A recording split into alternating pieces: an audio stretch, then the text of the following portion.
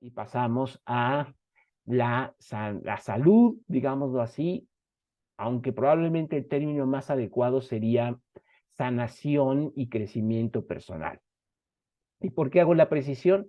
Bueno, pues porque la salud es una de las, o la concepción de la salud es una de las críticas o blancos favoritos, y además creo yo bastante legítimos del movimiento New Age, que va a poner en cuestionamiento la medicina tradicional, pensando que es una forma muy reductivista o reduccionista el pensar que la eliminación de un síntoma o la remisión de este significa la salud de la persona.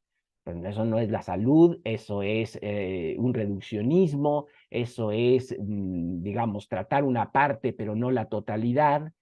Y este último término es fundamental dentro de la concepción New Age, y luego lo vamos a reencontrar en la palabra clave que es holismo u holístico. No me detengo ahorita porque lo vamos a ver más adelante. Pero digamos que este cuestionamiento sobre la forma de entender la salud va a traer como consecuencia, pues, que el New Age vaya a buscar una serie de elementos que la medicina tradicional aparentemente ya había desechado y había superado, y entonces recurre a un sistema analógico, pero en relación a la sanación o a la curación, explorando las correspondencias entre órganos, plantas, colores, temperaturas, partes del cuerpo, y de allí viene la acupuntura, la reflexología, la homeopatía, en fin, toda una serie de conocimientos, saberes que parten de una visión analógica y que la ciencia médica consideraba ya totalmente superada, hasta que el New Age pues ha venido a volver a traerlas al escenario de la salud, y con mucho éxito, por cierto.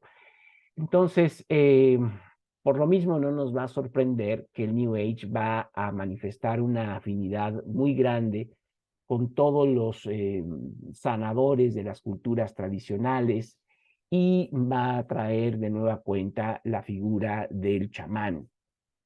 El tema de la salud, además, está muy relacionado, aunque normalmente la ciencia médica, partiendo de la visión científica tradicional, quiso separar los saberes y decir, no tenemos nada que ver ni con la filosofía, ni con la religión, ni con nada. Bueno, pues resulta que no es tan así, porque a final de cuentas hay un vínculo, si ustedes quieren, simbólico, pero no por eso menos real, entre salvación y sanación, o entre religión y curación. En última instancia, los dos comparten esta idea de encontrar para el ser humano alternativas para enfrentar pues nuestra constitución débil, enfermiza, y luego además, si quieren, culpígena, en fin. El hombre se siente por naturaleza débil, impotente, mortal, necio, pecador, culpable, bueno, pero anhela sentirse completo, feliz, espiritualmente fuerte y puro. Pues la religión satisface este deseo. Por lo tanto, toda religión es en cierta medida o en cierto grado una religión de salvación, pero por esa misma situación también de sanación. Y quizás por eso es que a lo largo de la historia de las religiones, pues encontramos que muchos de las figuras salvíficas o de los salvadores han sido también sanadores, como Jesucristo, o que un modesto médico de pueblo que salva a un niño torciéndole el pescuezo termine siendo visto como una especie de salvador. Si además pensamos que la enfermedad durante mucho tiempo se pensó como producto de un agente sobrenatural, bueno, pues el sanador tendría que tener para enfrentarla algún carácter de esta naturaleza, o debería de tener algún tipo de poder, porque de lo contrario no podría enfrentar a esas fuerzas. Y ustedes dirán, bueno, pero es que ¿de qué estamos hablando el día de hoy? Bueno, pues de cosas que probablemente desde el punto de vista de la ciencia moderna parecen ridículas, pero que si lo vemos en términos de la historia de la humanidad, seguramente con lo ridículo es la forma en la que nosotros lo abordamos, porque hasta hace relativamente poco tiempo siempre se consideró que esto estaba relacionado de alguna manera. Yo soy muy crítico del New Age porque en la parte en la que tiende a revolver y no a relacionar, porque son dos cosas distintas. Pero soy muy crítico también de la parte de la ciencia tradicional porque trata de compartimentalizar el conocimiento y entonces no establece los puentes y las relaciones que sí hay entre diferentes saberes. Ahora, una cosa es revolver y otra cosa es relacionar, y ahí es donde está la pequeña gran diferencia. Bueno, vámonos al crecimiento personal.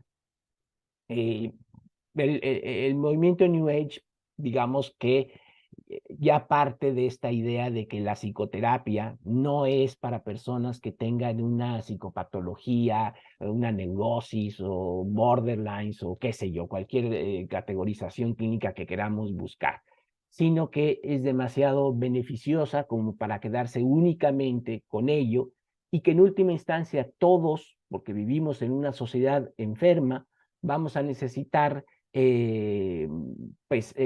ayuda o que vamos a encontrarnos viviendo en una especie de tierra baldía, ¿no? En donde probablemente todo el mundo o todos estamos haciendo lo que creemos que los demás quieren que hagamos y nadie está haciendo lo que realmente quiere, a la manera de lo que pensaba Eliot o en la famosa oración de la Gestalt de los años 70, que todavía me acuerdo. No estoy en este mundo para cumplir con tus expectativas y tú no estás aquí para cumplir con las mías. Si nos encontramos será maravilloso y si no, no podremos remediarlo. Bueno, pues el tema del crecimiento personal se va extendiendo, ¿no? Se va haciendo más amplio. Además, pues va a ir incorporando el tema también de la reflexología, el quiropráctico. Ya es rarísimo que hoy alguien haga solamente una cosa.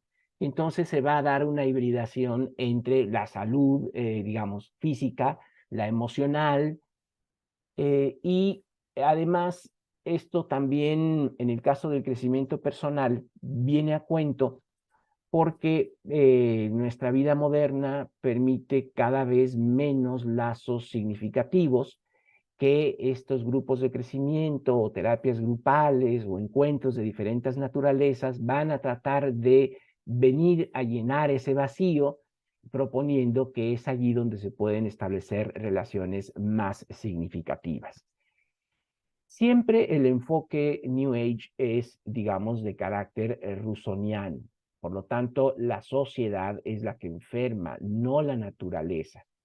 Y por lo mismo, pues lo que requeriríamos en última instancia sería sociedades que pudieran vivir de una manera diferente sus miembros y que no generaran este tipo de desajustes.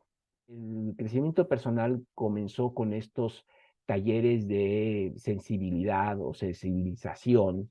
Después vinieron las terapias de grupo, la gestalt, la bioenergética, pero llegamos a la cuarta fuerza en psicología, que es la psicología transpersonal, Ken Wilber, en fin, todo esto, y de ahí a la mitología también. Y entonces, cuando ya entra la parte espiritual, ya estamos hablando de New Age. Si no entra, entonces no.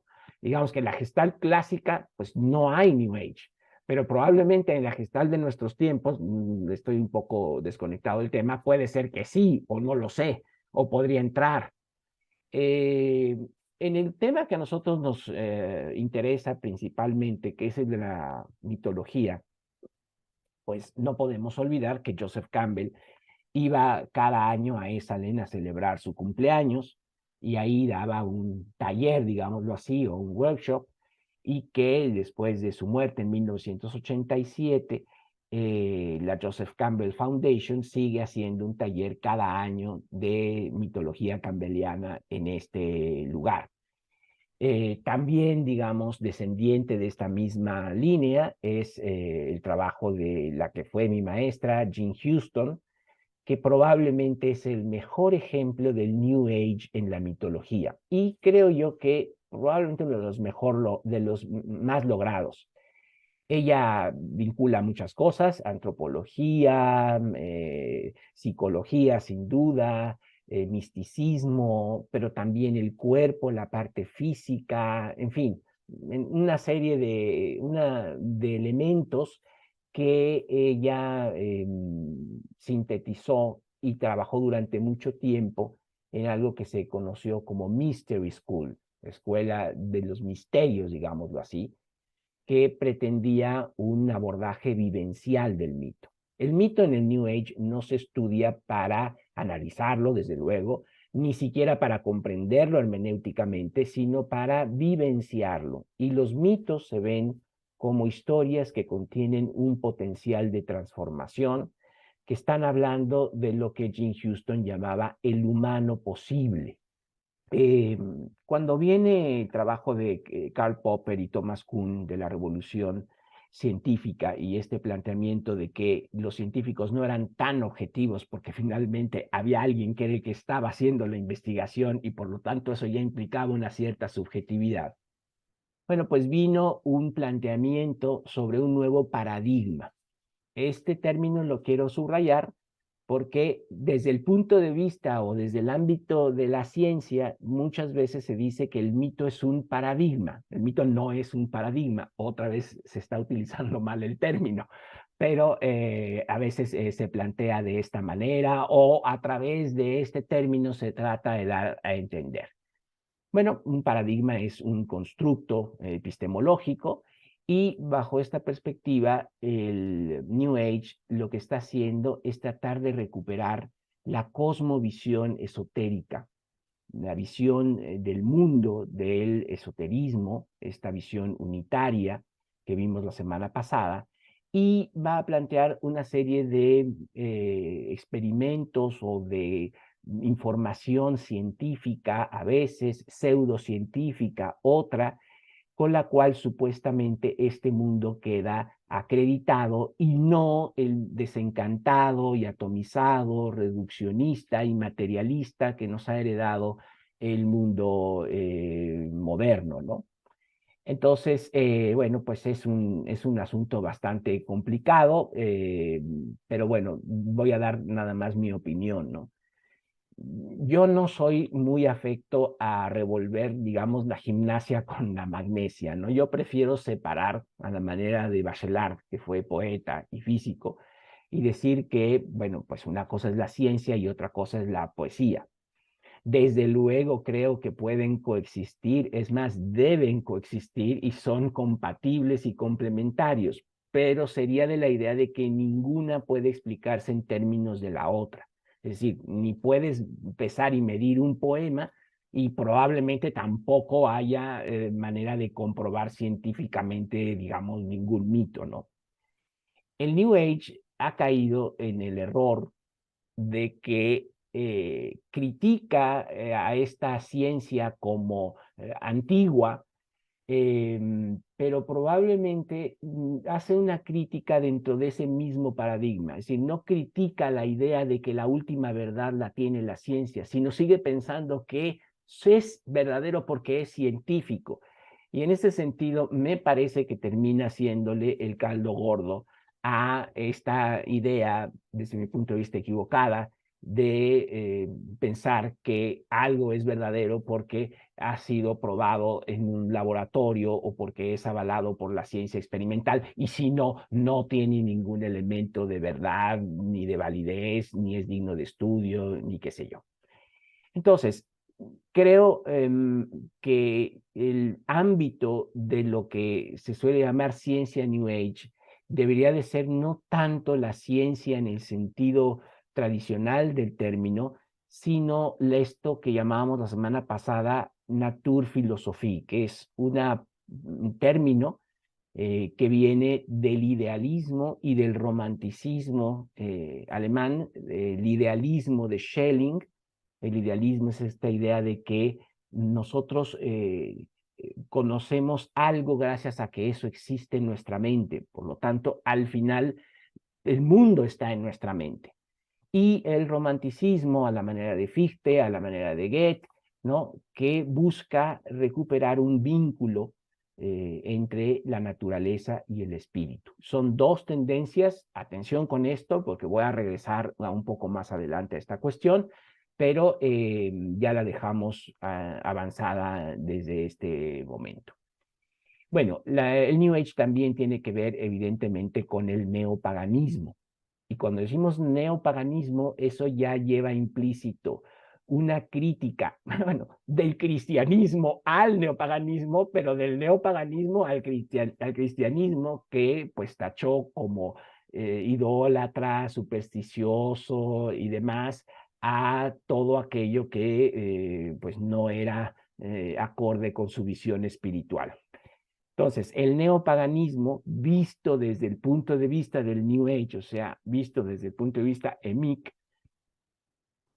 pues lo que piensa es que hay que recuperar esa cosmovisión, más aún con la crisis ecológica que tenemos, porque digamos que estas culturas antiguas o estas visiones, cosmovisiones míticas, pues tienen una relación pues no tan instrumental, lógica y de explotación como solemos tener nosotros, y que habría entonces que revitalizarla para nuestros tiempos ante la situación en la que nos encontramos. Eh, Esto no significa que las preocupaciones ecológicas de nosotros deban de ser el elemento hermenéutico para entender las visiones antiguas. No es que los antiguos tuvieran estas preocupaciones ecológicas. Pero bueno, el New Age, con muy buena intención, piensa que hay que recuperar parte de esto y en cierta medida tiene razón, porque de otra manera no podemos contrarrestar este abuso de la naturaleza en el que hemos caído. Y por otra parte, el neopaganismo va a tratar de recuperar una palabra supuestamente superada por la ciencia moderna, que es desde luego la magia, esa magia de Harry Potter, etcétera. Un buen ejemplo de esto es el Wicca derivado de witch, bruja, eh, pues es una de las formas de, digamos, neopaganismo sectario, porque este es un movimiento con estas características. Por lo tanto, desde la perspectiva que lo estamos abordando, no es New Age, en donde vemos un intento de recuperar la magia, el poder de las brujas en el sentido positivo y demás. Y luego tenemos lo que sí ya podríamos llamar como New Age, que es esta intención de revitalizar dioses y diosas de culturas pasadas, con hibridaciones de junguianismo, a veces de feminismo, que derivan en un nuevo culto a la diosa o en la búsqueda de la diosa o de las diosas en cada mujer. Entonces ya tenemos una mezcla muy característica del New Age, porque aquí estamos metiendo, pues por una parte, neopaganismo, junguianismo, feminismo, y todo esto, ¿verdad? Entra dentro de este cóctel y bueno, pues queda servido en algunos de estos libros. Eh, y ahora ya más o menos sabemos de qué van y por qué lo plantean así, y podemos también saber qué tan o no estamos de acuerdo con esto, o sí con su intención, pero no con su hermenéutica, o en fin, ya cada quien lo va a pensar de la mejor manera. Y ya para terminar esta parte, dije que también había un New Age sensu stricto y un New Age en sentido amplio del término, o lato. ¿Por qué? Porque realmente la madre del New Age fue una astróloga, Alice Bailey, que por ahí vimos en una otra época de mi carrera, cuando vimos los trabajos de Hércules y la astrología, un trabajo de Alice Bailey. Alice Bailey hacía muchas canalizaciones y demás, y ella fue quien bautizó a esta era como la era de Acuario.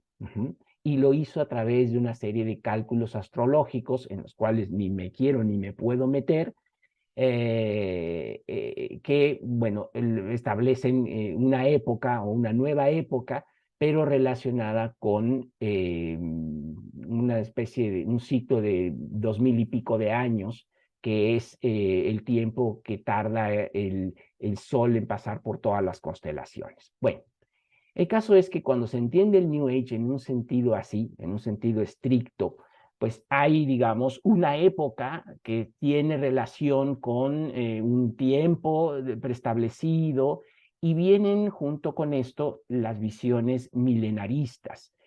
Acuérdense que le llamamos milenarismo, ¿no? A todas aquellas visiones apocalípticas que plantean que va a venir o un diluvio o algún cataclismo de alguna manera que se puede predecir a través de un calendario como el de los mayas en el 2012. Entonces se plantearía que habría que terminar con esa era anterior para que entonces pudiéramos dar paso a una a la siguiente, ¿no? Y en ese sentido habría un evento físico, natural, que establecería entonces este cambio.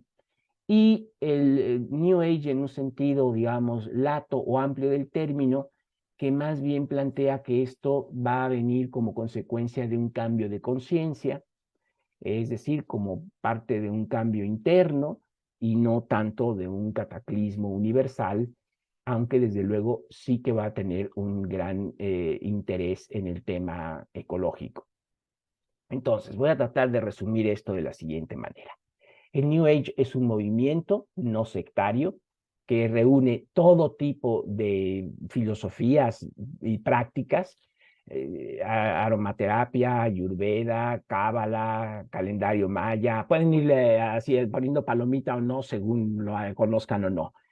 Círculos de ovnis, civilizaciones perdidas, espiritismo, karma, flores de Bach, ideología, lectura de auras, niños índigo, piramidología, reiki, reencarnación, yoga, quiroprácticos, junguianismo, psicología espiritual, arquetípica, y bueno, pues todo esto, y me quedé corto, entraría dentro de lo que solemos llamar New Age. Ya dije que básicamente tiene que ver con canalizaciones, una preocupación por la sanación más que por la salud, un interés por desmantelar el mundo desencantado que nos ha dejado la ciencia moderna y contrarrestarlo con otros planteamientos científicos o no, y una reactivación del neopaganismo junto con algunas visiones, digamos, relacionadas con mitologías. Aquí, evidentemente, el New Age ha abrevado mucho de la mitología comparada, de lo que hacía Joseph Campbell, que era comparar mitologías. Bueno, pues esa filosofía perenne de la que hablábamos la semana pasada, pues se nutre con los trabajos de mitología comparada porque se dan cuenta de que hay muchos elementos comunes. De animación de Disney, cuando además vemos los trabajos cuadro por cuadro de animación, pues realmente creo que no es una exageración decir que es un trabajo pues artístico y que desde el mismo título la historia tiene pues toda una lógica simbólica, ¿verdad? Porque está asociando al rey y al león en el entendido de que pues probablemente otro animal nosotros no lo simbolizaríamos tan fácil como representante del arquetipo del rey, que es el arquetipo dominante de esta historia. En cambio, el león, por las características de este animal, vamos a mencionar algunas de ellas, pues por su color dorado, evidentemente, por su melena majestática, por su rugido intimidatorio que ahuyenta a otros animales, por ser uno de los grandes depredadores y por lo tanto estar en lo alto de la cadena alimenticia. Bueno, pues todo esto lo va a hacer ideal para representar el arquetipo del rey, que es, como decía, el arquetipo dominante de la historia. La relación con el sol tiene que ver precisamente con este mundo de correspondencias y de sincronicidad. Como es arriba, es abajo. Entonces, el sol es para el mundo lo que el león es para la selva. Luego, entonces, es el sol de su mundo y se da esta relación sincrónica, esta relación analógica entre el arriba y el abajo. Aquí en esta imagen estamos viendo a Rafiki levantando al hijo ya de Simba en esta historia que, bueno, está presentándonos una serie de símbolos muy interesantes, como por ejemplo el hecho de la exposición del hijo al sol. ¿Por qué la exposición del hijo al sol o de dónde viene esto? Bueno, fundamentalmente viene, o yo lo conozco de los indios navajo. Cuando nace un hijo, lo que hacen es levantarlo y mostrarlo al dios solar, a ese padre que trae la luz, que permite el crecimiento de las cosas, que permite que exista este mundo. Entonces, aquí vemos cómo se está consagrando a ese hijo, a ese astro solar, que a su vez está encarnado temporalmente en la figura de esta pareja de leones y, bueno, de forma más específica en el Rey León, que es Simba. Esto es el final de la película, pero vámonos al principio. La película empieza con este maravilloso amanecer que podríamos asociar de alguna manera con la nueva era, es ese sol, decíamos, trascendente. El sol no cambia a diferencia de la luna, el sol no recibe su luz de otra fuente como en el caso de la luna, el sol es absoluto, el sol es independiente, el sol es trascendente porque genera su propia luminosidad, porque no muere sino viaja, se va a otro lado, y en ese sentido, pues ha sido asociado con dioses y con héroes, o incluso con diosas en el caso de la mitología japonesa, con Amaterasu. Entonces, hay un ofrecimiento de este nuevo hijo al sol, y este sol se está moviendo, porque acuérdense que representa la energía libidinal.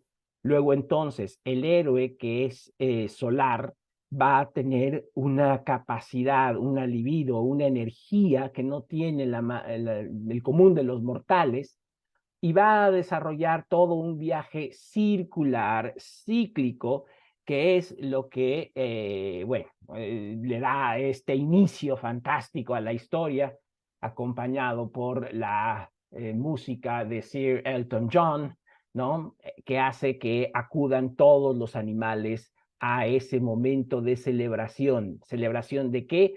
Celebración de la renovación de la vida, porque ese rey ha tenido un hijo, que es Simba, el rey es ahora mismo Mufasa, y entonces van a ir todos los animales que han sido avisados por Sasu, que es esta ave, que es como las urracas chismosas de los cuentos de los indios americanos. Aquí vamos a encontrar mucho de cuestiones de indios americanos o norteamericanos. Y bueno, pues va a convocar a todos estos animales para que vayan a ser parte de este gran acontecimiento.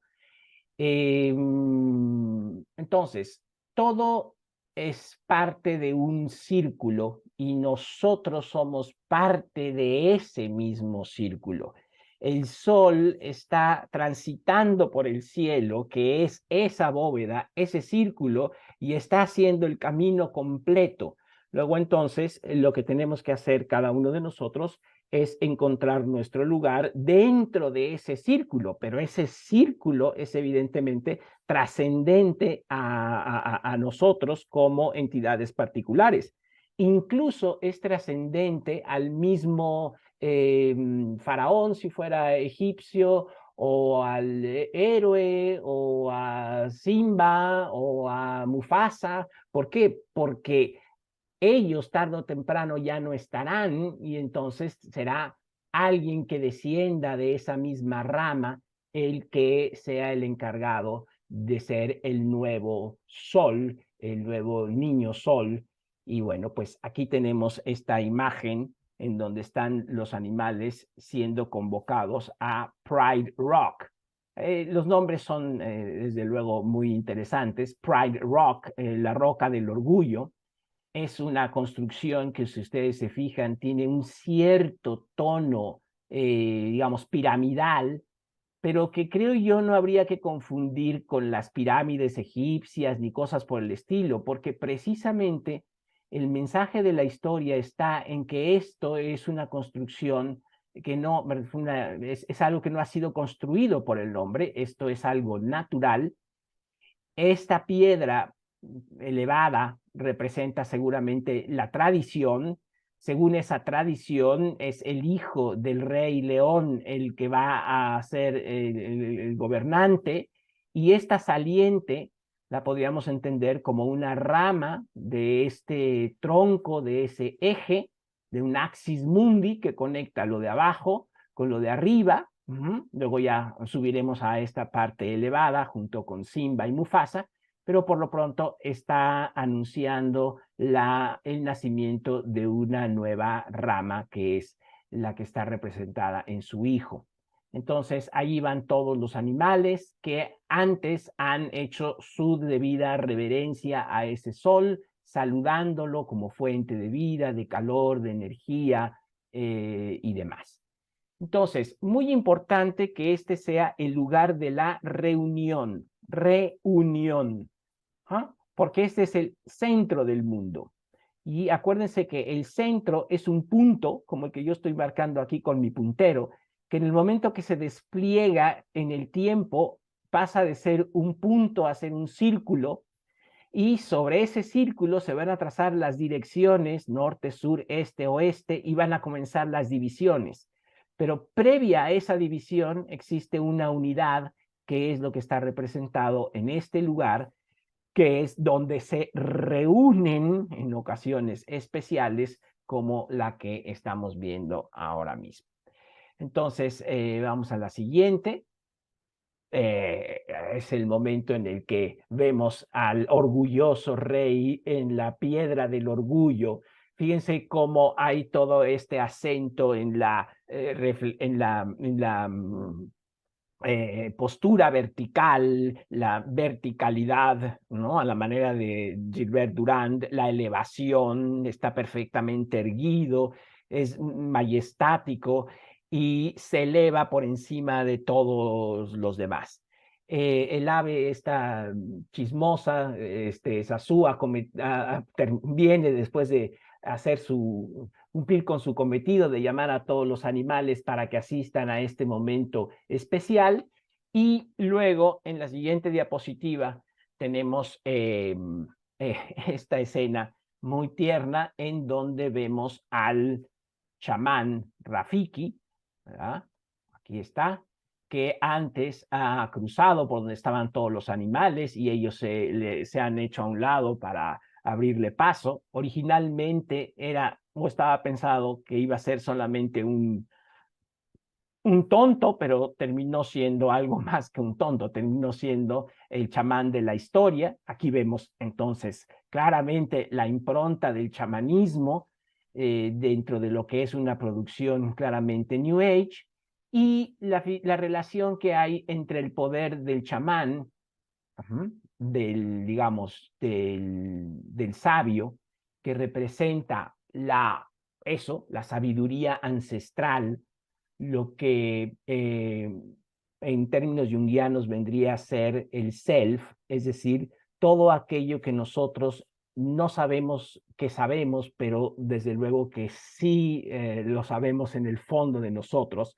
Es esa sabiduría ancestral con la que nacemos, que es anterior a nuestro mismo nacimiento y que, bueno, está encarnada en este personaje con quien el rey tiene una relación muy estrecha y entrañable.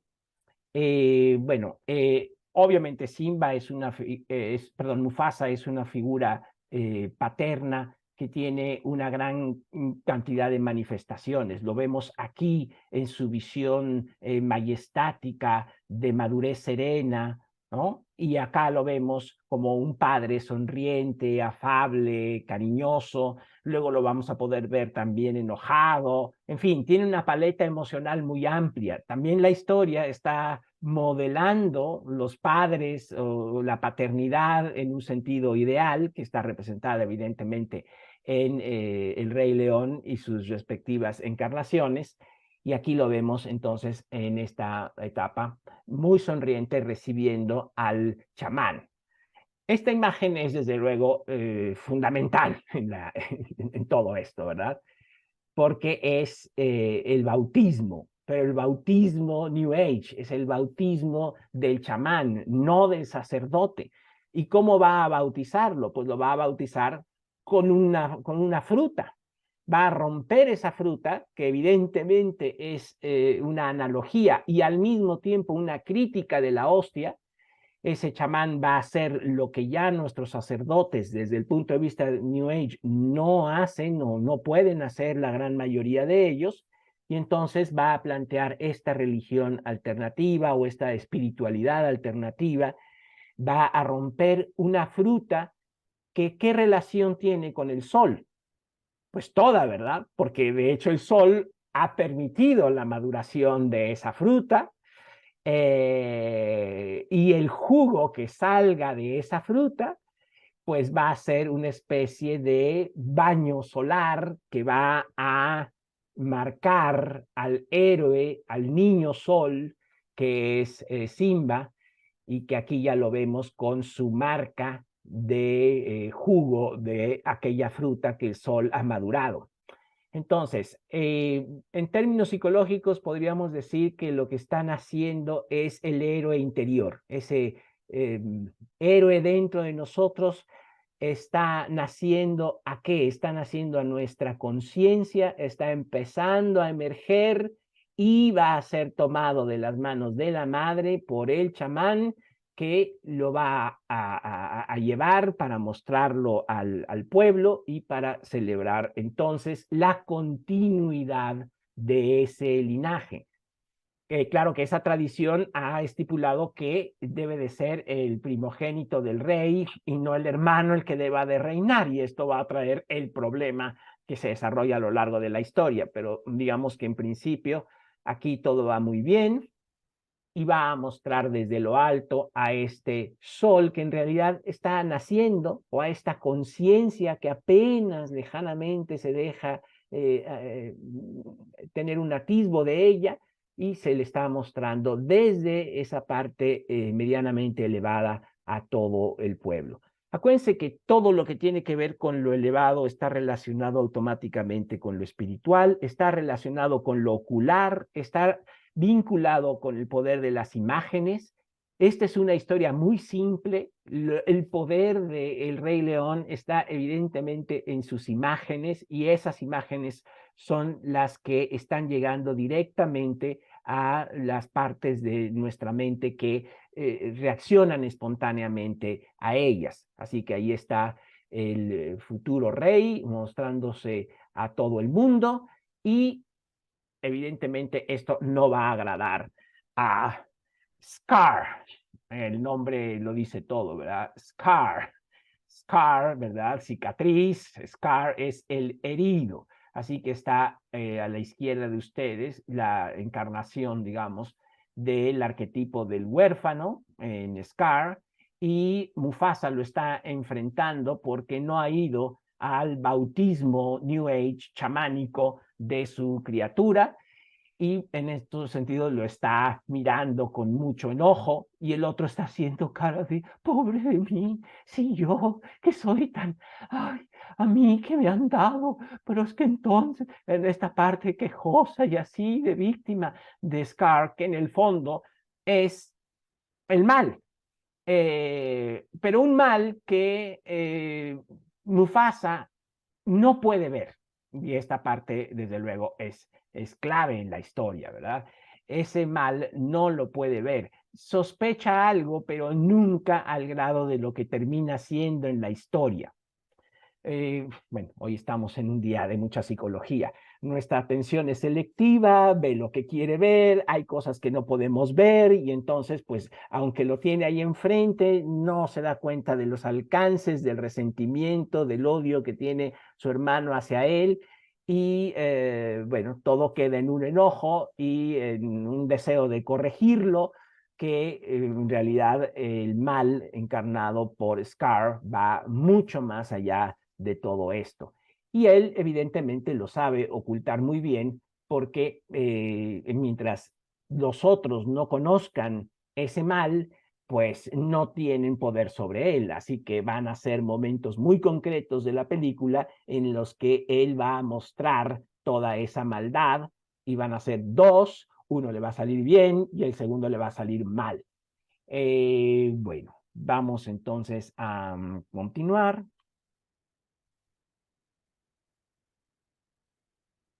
Mm. Bueno, el tercer poder, tenemos el poder del rey, el poder de Scar, el poder del mal y ahora tenemos el poder del chamán en esta magnífica, verdaderamente, obra de animación que es la representación del alma de Simba en un árbol. Acuérdense que esto ya lo habíamos visto en el retrato de Dorian Gray de Oscar Wilde, y antes lo habíamos visto en el Popol Vuh. Es una creencia muy antigua de que tenemos nuestro representante en el mundo natural y de que es un espejo del estado de nuestra alma. Así que esta es el doble de Simba, y a través de esta imagen es como Rafiki va a saber cómo se encuentra él. Ese sería el equivalente de las canalizaciones a las que me estuve refiriendo al principio de la clase como una de las características del New Age. Y evidentemente Rafiki, que es el mentor, pues va a ser, digamos, el equivalente de lo que vimos la semana pasada con Harry Potter y la figura de Albus Dumbledore, a ver si ahora sí lo digo bien, Albus Dumbledore, que a su vez venía a ser el equivalente de Hermes Trismegisto. Pero claro, el Albus Dumbledore, no puedo, no puedo con este nombre, Albus Dumbledore, este, está moldeado al modo de la imaginación europea y el chamán está moldeado a la forma del nativismo norteamericano. Entonces, ahí está la inflexión y por eso es que esta película tiene estos tintes de nativismo norteamericano que son pues tan característicos también del New Age. Bueno, otra cosa, esta imagen está en un árbol, el chamán vive debajo de ese árbol, el chamán y el artista, por definición, viven en los márgenes de la sociedad, no pueden vivir dentro de la sociedad, porque su tarea, su misión es justamente estar siempre en la frontera entre lo conocido y lo desconocido. Por eso decía tantas veces Joseph Campbell que los artistas y los chamanes hacían lo que los sacerdotes ya no podían hacer, que es, para decirlo en pocas palabras, ser un puente entre el inconsciente y el consciente. Entonces, ese puente entre el consciente y el inconsciente es lo que representa Rafiki, es lo que los artistas a través de la animación o a través de otras expresiones intentan ser, de tal forma que nosotros no nos disociemos del todo de aquellas cosas a las que nuestra atención consciente no llega. Y ahí es donde viene esa zona fronteriza, ese límite, aparece el artista o el chamán que genera una fantasía o una animación que nos permite darle forma a lo invisible y que hace que nuestros temores puedan ser objetivados.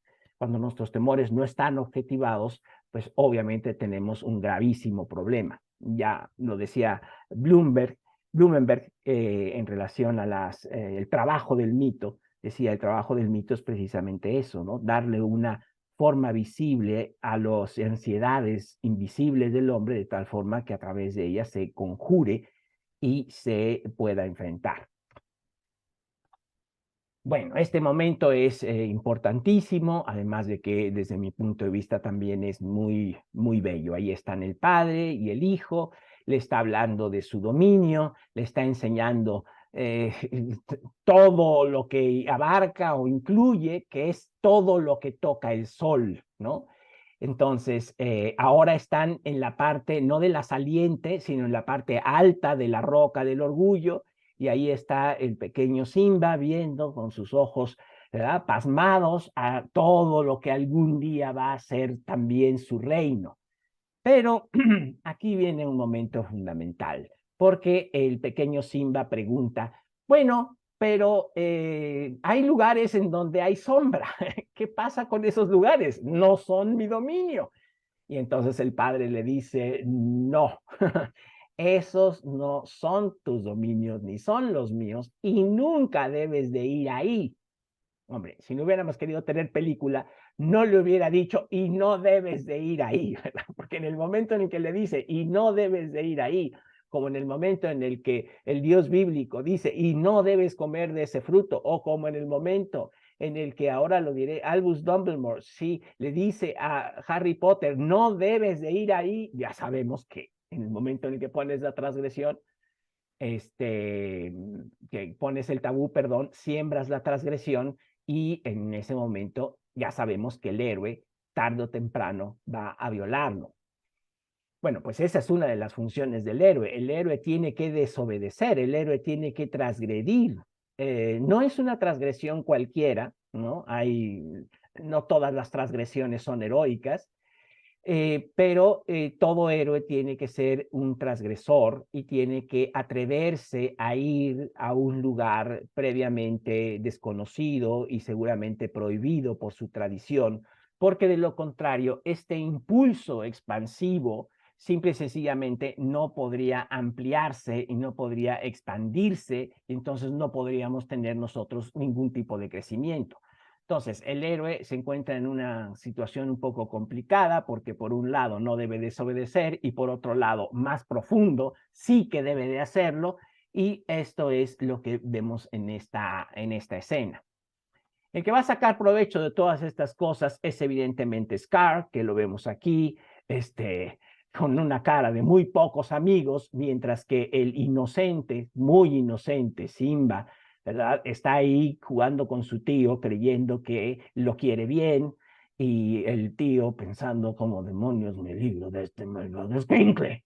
Y ahí está entonces Scar, magníficamente representado en la animación, y la inocencia a todo lo que da de un inocente Simba. Bueno, pero va a aprovechar la curiosidad natural de Simba para hablarle casualmente de algo que no tendría por qué hablarle. Y es, ¡ay, el cementerio de los elefantes! ¡Ay, nunca debí de haberlo dicho! O sea, lo tenía perfectamente pensado lo que iba a decir y con qué finalidad. Entonces, ponga mucha atención en esto. El mal que encarna Scar es un mal me voy a regresar aquí, ajá, que es un mal que tiene que ver con la inteligencia. En esta escena le dice a Mufasa, yo no tengo el poder que tú tienes, pero soy mucho más inteligente que tú. Claro, para lo que me ha servido yo que he nacido en, en los márgenes de todo esto. Y, bueno, pero es que él efectivamente es mucho más inteligente, es hiperracional. El mal es racional, es hiperracional. Esto lo dijo Milton en El Paraíso Perdido, refiriéndose a Lucifer. El problema de Lucifer es que se enamora de su inteligencia. Y cuando eso sucede, hacemos pasar por buenas cosas que son malas y entonces pues terminamos encarnando algo parecido a Scar. Entonces, el problema y el mal es la hiperracionalidad de la que terminamos enamorándonos, entonces nos convencemos y nos encantan nuestras propias excusas y justificaciones y ya no hay poder humano que nos las quite de encima. Bueno, Vámonos entonces con este momento en donde lo tiene ahí aparentemente como si lo quisiera mucho, y esto va a motivar evidentemente la aventura que van a emprender Simba y Nala, que son estos dos leoncitos a los cuales el pajarraco, típico de los indios, de los cuentos de los indios americanos, empieza ahí de chismoso a decirles que un día se van a casar y van a ser pareja, y ellos pues lo ven así con extrañeza, y cómo nosotros, si no, si ni me gusta, si ni la quiero, si no, en fin, lo normal, ¿no? Pero bueno, ya sabemos que van en camino de esa aventura y los vemos después aquí por entrar al cementerio de los elefantes. Obviamente, en una obra como esta de 1994, el papel de la hembra, ¿no? Del papel de la femenino va a ser mucho más activo que lo que vemos en un mito clásico. Por eso es que se necesitan, sean o no historias modernas o mitos modernos, porque necesitamos representaciones que también puedan comunicarse con realidades actuales. Así que ahí van los dos, él, ella, él. Ella en términos junguianos viene a ser su ánima, que luego va a ser crucial para su recuperación, y van a cruzar o van a surcar ese lugar que tienen prohibido hacerlo, precisamente porque Simba insiste en entrar ahí. Y ahí se van a encontrar estas fantásticas hienas que tienen tanto de aterrador o más bien menos de aterrador, me parece, que de patético, de divertido, de jocoso. Me parece que estas hienas están inspiradas en el folclore africano. La hiena es un depredador o es una criatura carroñera, el equivalente terrenal del buitre, ¿verdad? Que devora, que come prácticamente todo, es una figura oscura, en algunas tradiciones africanas, tiene el conocimiento porque come y devora todo, pero el conocimiento de lo profano. Entonces aparecen estas hienas que son las que están ahí, ¿verdad? Esperando que caiga algo para comer, siempre tienen hambre, y es el momento en el que, creo que estamos en problemas. ¿En dónde nos venimos a meter? Bueno, a ver, un breve comentario sobre esta situación que espero sea de utilidad para ustedes, desde luego lo es para mí, y que tiene que ver con esta cuestión de ir más allá de lo que nosotros, de los límites de lo que deberíamos nosotros conocer. Cuando tú transpones el umbral de lo desconocido, en ese momento, por definición, estás en problemas. Y casi siempre, si no estás preparado, como es mi caso, por ejemplo, acabas haciendo el ridículo o el tonto, es decir, acabas en una situación en donde sientes que las hienas te van a devorar porque te has metido donde no debías o con muy poca preparación, y realmente vas a necesitar de ayuda para que algo te saque de allí. Pero la parte positiva de esto es mejor que la negativa. Jung decía algo que me parece que es muy interesante. El arquetipo del tonto precede al arquetipo del salvador. Es decir, solamente llega la figura del salvador después de que nos hemos atrevido a hacer o hacer el tonto. Y esto es lo que pasa en cualquier situación de aprendizaje. Las personas que no aprenden son aquellas que no les gusta o no nos gusta sentir muchas veces la sensación de soy un perfecto imbécil, no entiendo nada, de qué trata esto. ¿Por qué? Porque estás aprendiendo algo nuevo, y esa situación es terriblemente embarazosa, humillante para nuestro ego, y solo aquel que la tolera puede entonces tener la experiencia del Salvador. Lo vimos en el Asno de Oro de Apuleyo. Primero hace el tonto Lucio con la magia y luego viene la salvación de Isis, pero la salvación de Isis no hubiera venido si no hace antes el papel de tonto. Entonces, si nos sentimos tontos, si nos sentimos ridículos, si nos sentimos avergonzados, quiere decir que estamos aprendiendo algo y que vamos bien. Claro, hay que tener confianza de que algo o alguien nos va a poder sacar del aprieto, que es lo que de hecho sucede aquí. el padre lo regaña, pero luego se lo lleva y viene este momento entrañable en donde ven juntos ese cielo con las estrellas, esas estrellas que son los reyes del pasado, le dice el padre, que nos miran desde lo alto. Cuando te sientas solo, recuerda que esos reyes estarán siempre para guiarte y yo estaré también allí. Entonces, aquí queda sembrado un pasaje que luego se va a aprovechar posteriormente. Retomamos esta idea de un cosmos vivo, de un mundo animado y de esas estrellas que tienen algo que decirnos a nosotros siempre y cuando nosotros las volteemos a ver. Así que ahí están el Padre, el Hijo y esas figuras de los reyes que ya se han muerto, que son, digamos, idealizaciones que nos ven desde lo alto y que evalúan el estatus de acuerdo al cual nosotros estamos viviendo y que en ese sentido nos juzgan desde esas alturas. Así que, por un lado, acompañan y guían, pero también reprenden en el caso de que nos hayamos extraviado demasiado. Bueno, todo esto va acompañada de la maquinación de Scar, que creo que encuentra en esta imagen su representación, digamos, icónica.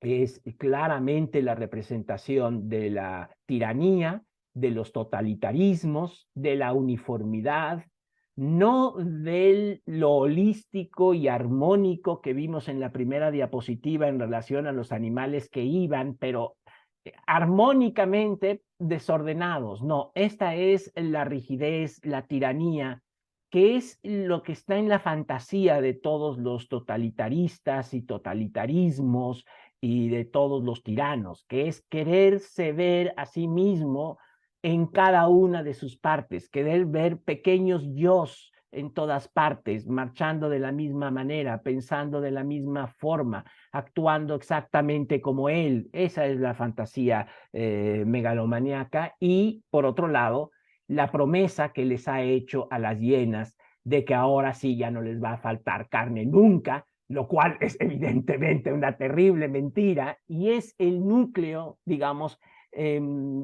pues yo diría fundamental de todo este asunto, que es cómo van a tener ellas más carne en el momento en el que los leones ya no coman a los antílopes. Pues entonces, ¿de dónde va a estar la carne si ya no existe el otro eslabón de la cadena alimenticia?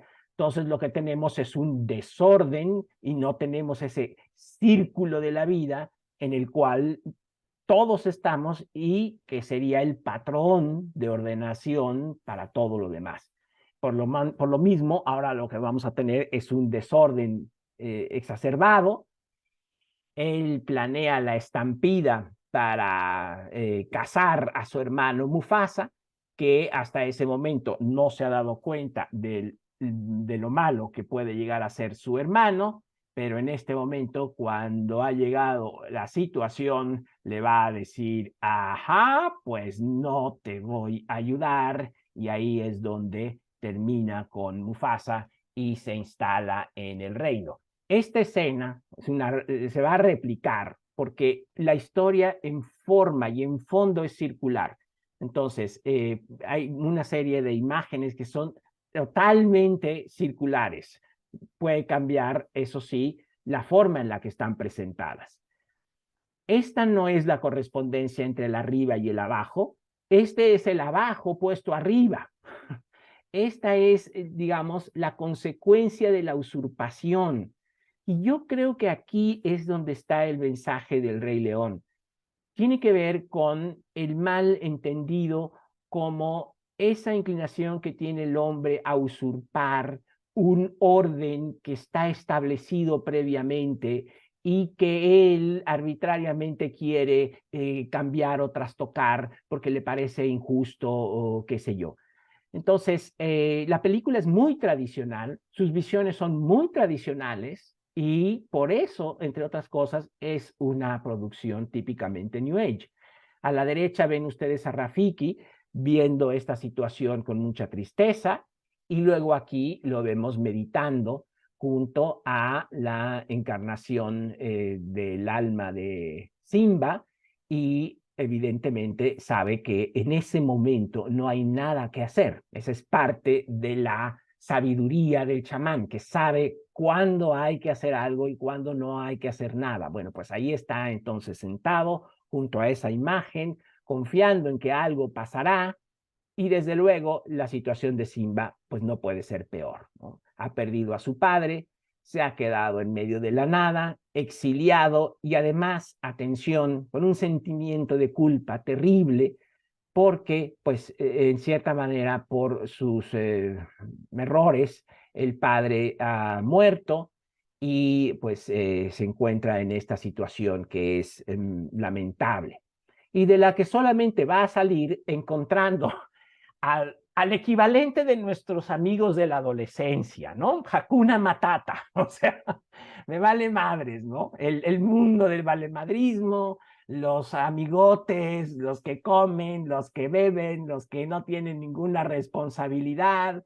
Aquí vemos a Simba a la izquierda, ¿verdad? Disfrutando con estos amigos, pasando el tiempo sin hacer nada. Es una etapa normal, deseable, no hay nada malo en ello. Probablemente aquí también veríamos algo que no encontraríamos en los mitos tradicionales, que enfrentarían la transición de la adolescencia en un par de noches en la selva oscura y ya.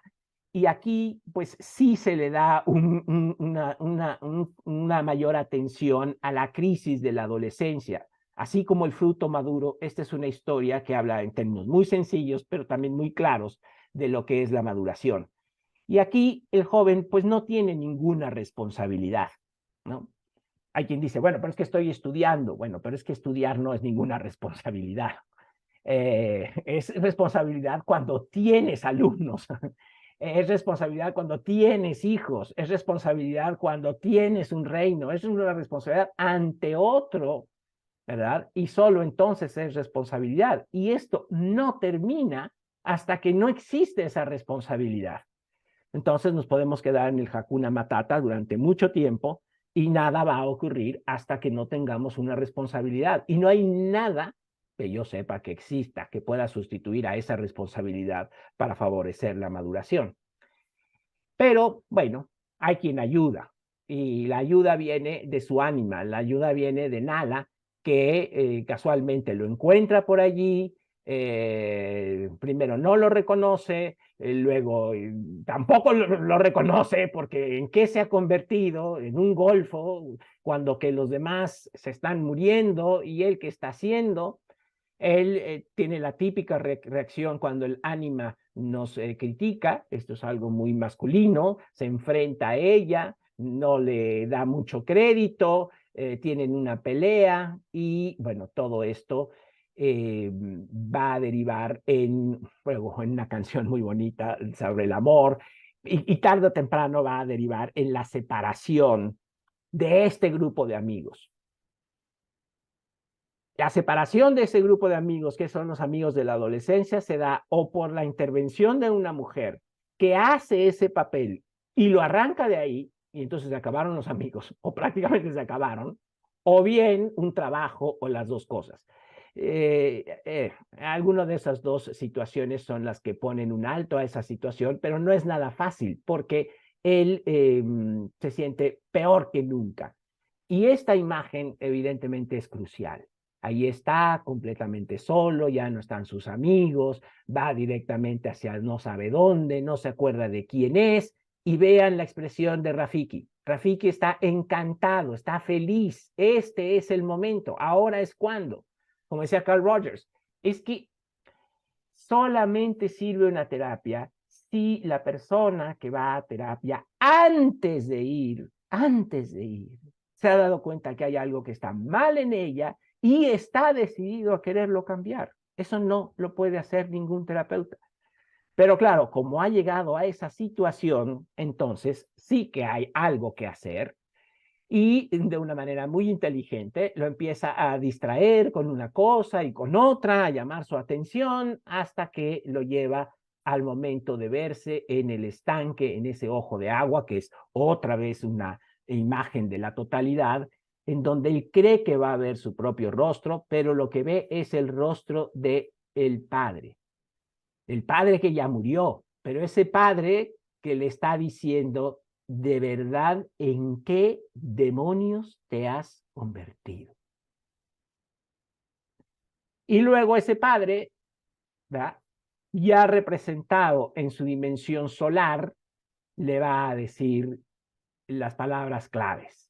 Es que te has olvidado de mí y al olvidarte de mí te has olvidado de ti mismo. ¿Por qué? Porque acuérdense que el Hijo es la manifestación temporal y el Padre es eso mismo en su dimensión atemporal.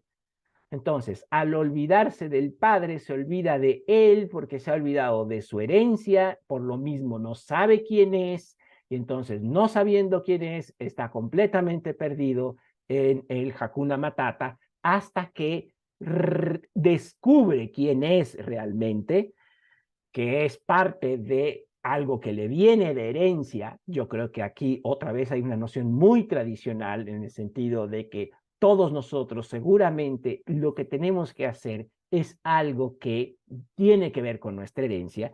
Y bueno, pues esto va a llevar a que él se replantee las cosas y quiera volver y se encuentre con su reino en estas condiciones, que es una metáfora de nuestro propio mundo y de la situación en la que está por que todos nos desentendemos de una o de otra forma de lo que deberíamos de estar haciendo.